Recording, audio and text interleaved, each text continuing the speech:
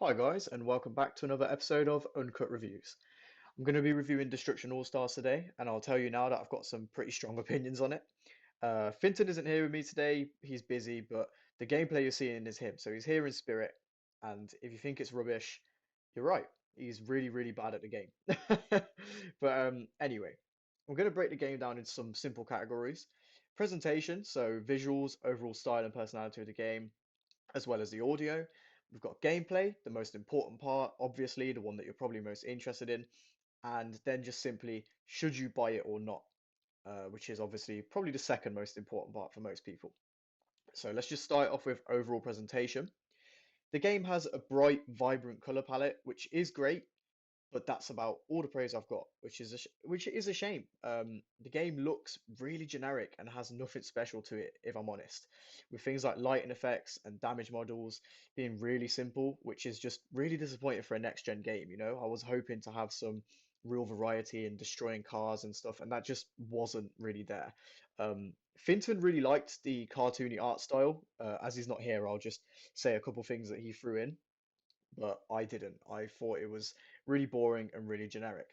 I'll give props for the character design. There's about 16 characters in the game, and they all do look pretty different, but overall, it's just really superficial and it doesn't really affect the game too much. As for the audio, the game is pretty average. I actually played on mute a lot of the time. Like, you don't need the audio to enjoy this game and to know where people are coming at you, which is really weird considering it's a first party Sony exclusive. And Sony have been really, really pushing for this 3D audio. They're really trying to market 3D audio, and that just wasn't really in the game at all, which was really disappointing. Finton really loved the commentator that speaks to you while you're playing. I personally didn't. I found it a bit annoying. I don't really like things like that in the game. It feels almost gimmicky because, all sports games do it, and this is trying to be a sports game, but it didn't really work for me. But he really enjoyed it and he liked that humor. So, there is that. But like I say, I played mainly on mute, and when I did have the audio on, I just wasn't really that impressed with it. Um, what I will say is that I actually played the game sometimes with my own music on. I just put on my Spotify playlist and listened to a bit of music while I was playing the game, and that actually enhanced the experience for me. So if you just want a game that you can chill out, put some music on and just vibe, then there's that, and you can do that, and that's fine if that's what you want. Um, Moving on, the most important part, the gameplay.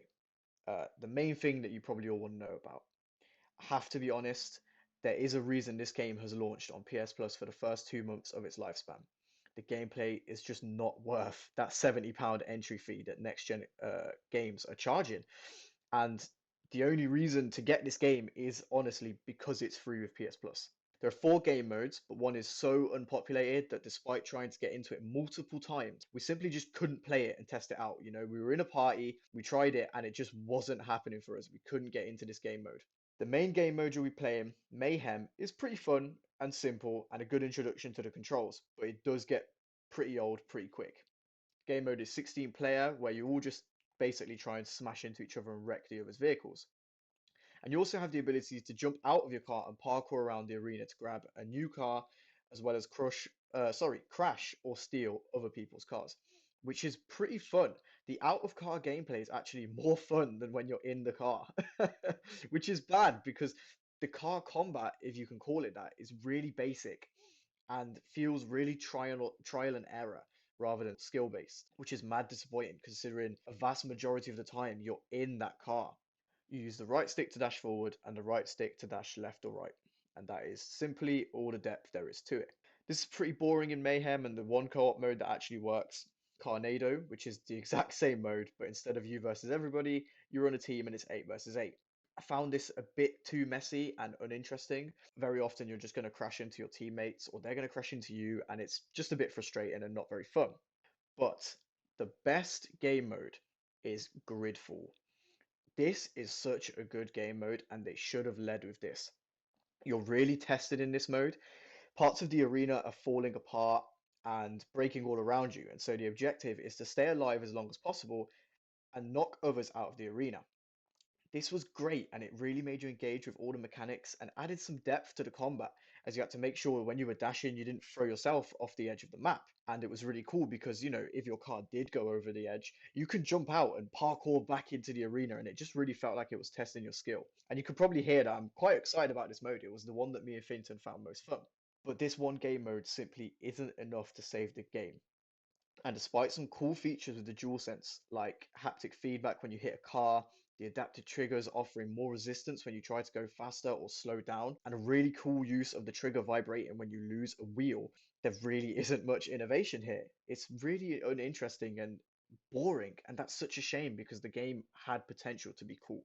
So, overall, did I have fun and will you? Aside from Gridfall, I found my time in the game pretty mindless and uninteresting. The slow leveling up system is so bad, you get barely any money when you level up, and it's blatantly pushing you to indulge in the microtransactions that have been shoehorned into the game. Some skins for characters, which, by the way, only affect the color scheme, are only available with the premium currency, which costs real world money, and the minimum you'll have to spend on a skin is 8 real life pounds. Had this game been free to play, maybe it would be acceptable. But the game costs £70 and it's simply ridiculous.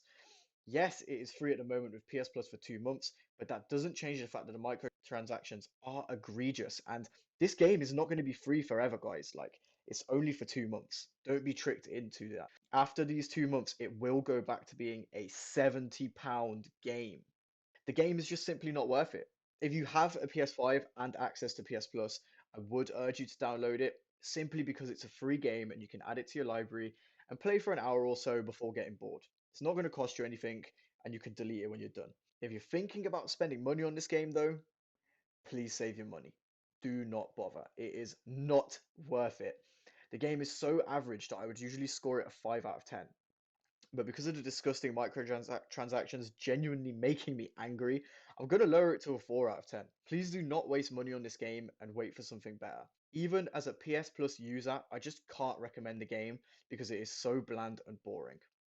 But anyway, I hope you enjoyed the review, guys. Have you played the game? What did you think of it?